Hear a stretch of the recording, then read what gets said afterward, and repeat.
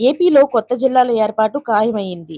అధికారిక ప్రక్రియ వేగవంతం అయింది. ప్రభుత్వం ఏర్పాటు చేసిన మంత్రివర్గ ఉపసంఘం ఇప్పటికే పలు ప్రతిపాదిక జిల్లా, మండలాలపైన అభిప్రాయ సేకరణ అయితే జరుగుతుంది. ఈ ఏడాది చివరి నాటికి జిల్లా పునర్వ్యవస్థీకరణ పూర్తి చేయాలని ప్రభుత్వం అయితే లక్ష్యంగా నిర్ణయించుకుంది. ఈ మేరకు అమరావతి కొత్తగా అర్బన్ జిల్లాగా ఏర్పాటు కానుంది. కొత్త జిల్లాలుగా పరిశీలనకు వచ్చిన వాటిపైన ఇక అధికారిక నిర్ణయం మిగిలి ఉంది.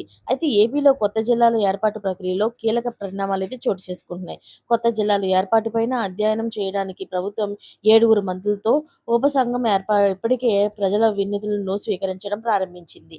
జిల్లాల కలెక్టర్ కూడా ప్రజల నుంచి కూడా అర్జీలు తీసుకుంటున్నారు. జనగణన షెడ్యూల్ కారణంగా 2026 జనవరి 1 నుంచి 2027 వరకు మార్చి 31 వరకు కూడా జిల్లాలు, మండలాలు, గ్రామాల సరిహద్దులు లేదా పేర్లు మార్పులు చేయడం సాధ్యం కాదు.